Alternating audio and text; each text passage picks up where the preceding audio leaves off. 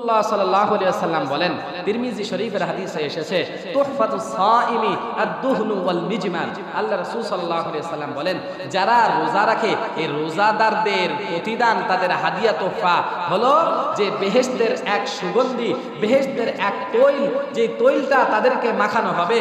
যুবকদের জান্নাতের মধ্যে তারা যেমন দুনিয়ার মধ্যে সুগন্ধি আর তেল ব্যবহার করে, সেরকম জান্নাতের মধ্যেও আল্লাহ এক ধরনের সুগন্ধি আর তেল তাদেরকে দান করবেন, যে তেলটা স্পেশালি অন্য কোনো কারোর জন্য থাকবে না, শুধু রোজাদারদের জন্যই থাকবে।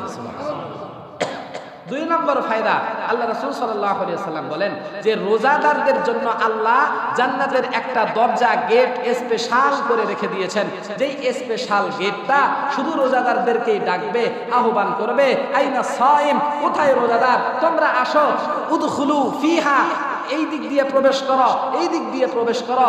এভাবে রায়্যান নামক একটা জান্নাতের দরজা আছে, যেই দরজাটা স্পেশালি শুধু রোজাদারদেরকে ডেকে ডেকে জান্নাতের মধ্যে নিজেদের মধ্যে প্রবেশ করা হয়। তাহলে রোজা রাখা দরকার আছে কিনা? তিন নম্বর ফায়দা, বহুত ফায়দা রয়েছে, আমি তো এতগুলো বলতে পারবো না, সংক্ষিপ্ত করে কয়েকটি বলি। তিন নম্বর ফায়দা হলো, আল্লাহ রাসূল সাল্লাল্লাহু আলাইহি সাল্লাম বলেন, মান সামা রমাদানা ওয়া কামাহু ঈমানান ওয়া ইহতিসাবান গুফিরা লাহু মা তাকদ্দামা মিন যামবিহি। আল্লাহ রাসূল বলেন, যারা রমজানের রোজা আল্লাহর উপরে পূর্ণ বিশ্বাস রেখে তারাবির নামাজ এবং রমজানের রোজাগুলো সওয়াবের আশায় পালন করতে থাকবে, আল্লাহ তাআলা তার জীবনের পিছনের গুনাহগুলোকে মাফ করে দিবেন। ও ভাই, এর চাইতে আর বড় কি হতে পারে? কি বলেন? এর চাইতে বড় আর কি হতে পারে? আপনার আমার জীবনের গুনাহ আল্লাহ মাফ করে দিবেন রোজা রাখলে, আপনার আমার জীবনের গুনাহ মাফ করে দিবেন তারাবির নামাজ আদায় করলে। বলুন না সুবহানাল্লাহ। তাহলে রোজাও রাখতে হবে, আমরা পারতপক্ষে তারাবির নামাজগুলো পড়বো, ঠিক কিনা? অন্য এক হাদিসের মধ্যে এসেছে, রোজার সবচাইতে বড় প্রতিদান কি? রোজার সবচাইতে বড় প্রতিদান আল্লাহ রাসূল সাল্লাল্লাহু আলাইহি ওয়াসাল্লাম বলেন, মুসলিম শরীফের হাদিসের মধ্যে এসেছে যে বান্দার কুল্লু আমালি বানি আদম ইউদাআফুল হাসানাতু বিআশরি আমসালিহা ইলা 700 দিরফিন। আল্লাহ রাসূল সাল্লাল্লাহু আলাইহি ওয়াসাল্লাম বলেন যে বান্দার বনি আদমের প্রত্যেকটা আমলের সওয়াব 1 থেকে 10 থেকে 700 গুণ পর্যন্ত দেওয়া হয়।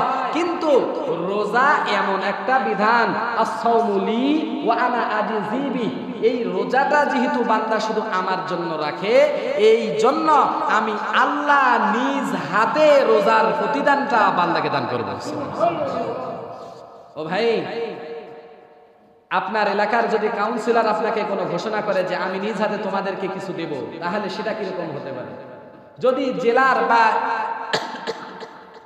রংপুর জেলার কোন জেলার যদি প্রধান সে যদি বলে যে আমি কিছু দিব, তাহলে তার দেওয়াটা কিরকম হতে পারে? যদি এমপি সাহেব বলেন, যে রংপুরের এমপি বলেন যে আমি দেব তোমাকে নিজ হাতে কিছু, তাহলে সেটা কিরকম হতে পারে? যদি স্বয়ং মন্ত্রী দেয়, তাহলে সেটা কিরকম হতে পারে? আর যদি সেটা প্রধানমন্ত্রী হয়, তাহলে সেটা কত বড় হতে পারে?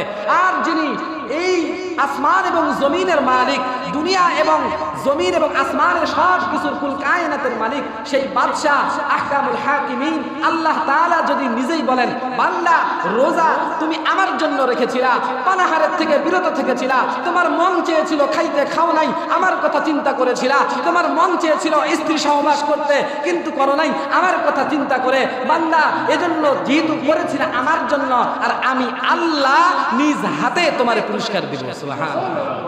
এই দেওয়াটা আবার কত বড় হবে? এই দেওয়াটা আল্লাহর শান অনুযায়ী কত বড় না হবে? ও ভাই, আল্লাহ ফেরেশতাদেরকে ডাক দিয়ে বলবে, ফেরেশতা আজকের প্রতিদানটা, রোজার প্রতিদানটা তোমরা দিস না, তোরা দিস না, আমি আমার বান্দারে নিজ হাতে দেব। কেন? ওরা নিজেই আমার জন্য শুধু রোজাটা রেখেছিল। এজন্য আল্লাহ তাআলা হাদিসে কুদসির মধ্যেও এসেছে যে রোজার এই প্রতিদানটা আল্লাহ তাআলা নিজ হাতে বান্দাদেরকে দান করবেন। আল্লাহর দেওয়াটা কত বড় জানি হয়। যারা পাবে তারা কত না সৌভাগ্যবান হবে। ও ভাই, এজন্য রোজা রাখা দরকার আছে কিনা? শেষ আলোচনা, রোজা না রাখলে ক্ষতি কি? রোজা না রাখলে